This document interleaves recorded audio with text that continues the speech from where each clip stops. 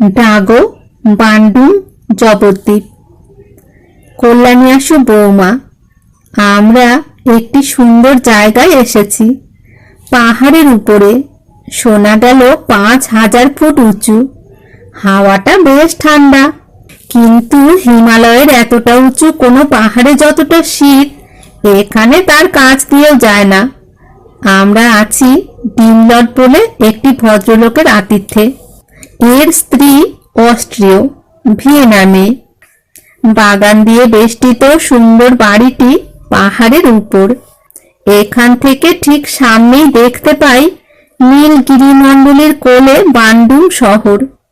পাহাড়ের যে অঞ্জলির মধ্যে এই শহর, অনতিকাল আগে সেখানে সরোবর ছিল।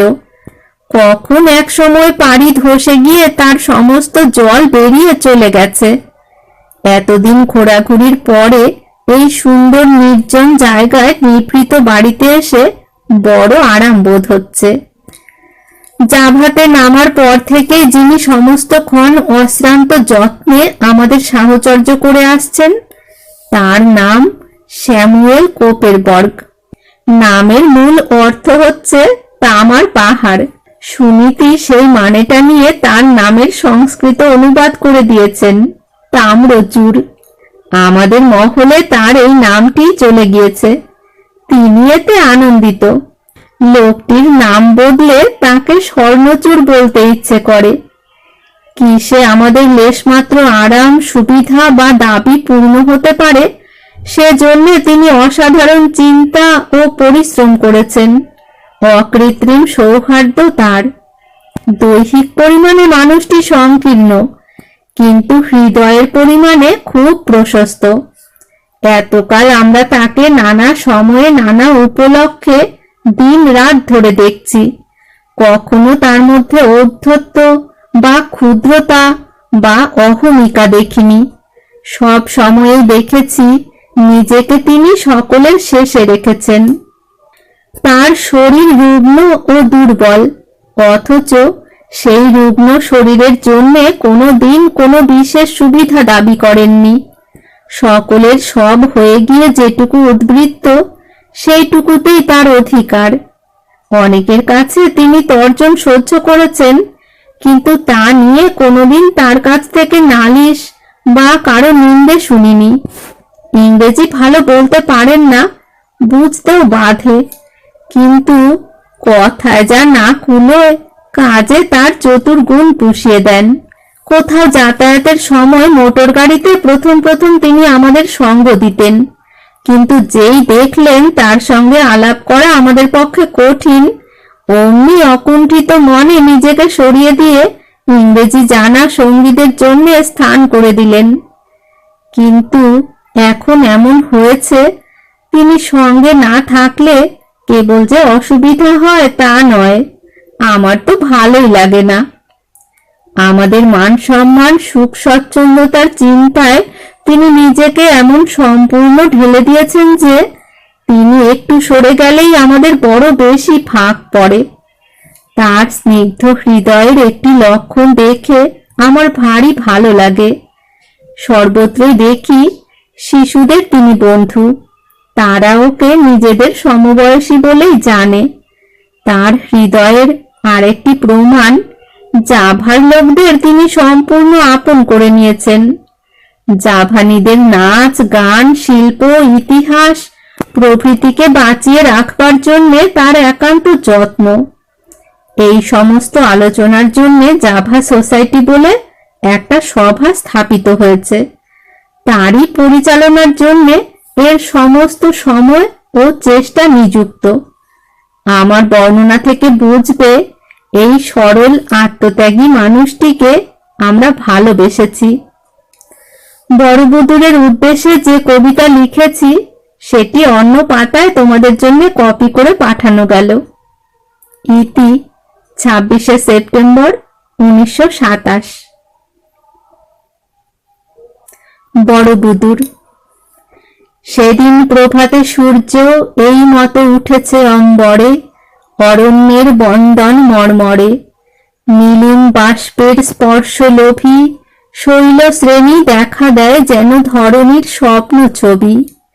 নারিকেল বন প্রান্তে নরপতি বসিল একাকী, ধ্যান মগ্ন আখি।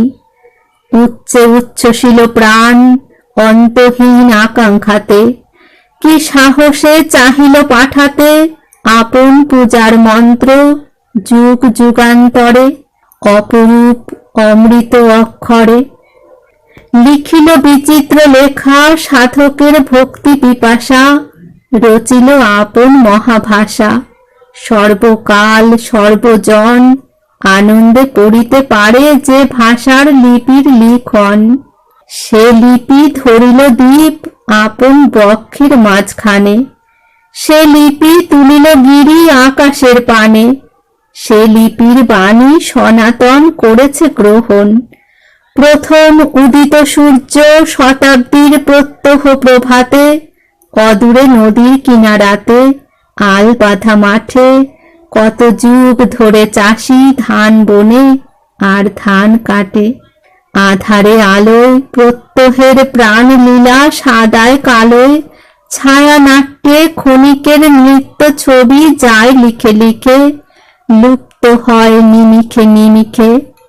কালের সে লুকাচুরি তারই মাঝে সংকল্প সে কার, প্রতিদিন করে মন্ত্রোচ্চার বলে অবিশ্রাম, বুদ্ধের শরণ লইলাম। প্রাণ যার দুদিনের নাম যার মিলালো নিঃশেষে, সংখ্যাতীত বিস্মৃতের দেশে পাষাণের ছন্দে ছন্দে বাঁধিয়া গেছে সে আপনার অক্ষয় প্রণাম, বুদ্ধের শরণ লইলাম। কত যাত্রী কত কাল ধরে নম্র শিরে দাঁড়ায়েছে হেথা করজোড়ে, পূজার গম্ভীর ভাষা খুঁজিতে এসেছে কতদিন তাদের আপন কণ্ঠক্ষীণ। ইঙ্গিত পুঞ্জিত তুঙ্গ পাষাণের সঙ্গীতের তানে, আকাশের পানে উঠেছে তাদের নাম, জেগেছে অনন্ত ধ্বনি, বুদ্ধের শরণ লইলাম। অর্থ আজ হারায়েছে সে যুগের লেখা, নেমেছে বিস্মৃতি কুহেলিকা। অর্ঘশূন্য কৌতূহলে দেখে যায় দলে দলে আসি ভ্রমণ বিলাসী। বোধ শূন্য দৃষ্টি তার নিরর্থক দৃশ্য চলে গ্রাসী। চিত্ত আজি শান্তিহীন লোভের বিকারে, হৃদয় নিরস অহংকারে। ক্ষিপ্রগতি বাসনার তাড়নায় তৃপ্তিহীন তরা, কম্পমান ধরা। বেগ শুধু বেড়ে চলে ঊর্ধ্বশ্বাসে মৃগয়া উদ্দেশে, লক্ষ্য ছোটে পথে পথে কোথাও পৌঁছে না পরিশেষে। অন্তহারা সঞ্চয়ের আহুতি মাগিয়া, সর্বগ্রাসী ক্ষুধা নল উঠেছে জাগিয়া। তাই আসিয়াছে দিন, পীড়িত মানুষ মুক্তিহীন, আবার তাহারে আসিতে হবে যে তীর্থদ্বারে শনিবারে। পাষাণের মৌন তটে যে বাণী রয়েছে চিরস্থির, কোলাহল ভেদ করি শত শতাব্দীর। আকাশে উঠেছে অবিরাম অমেয় প্রেমের মন্ত্র, বুদ্ধের শরণ লইলাম।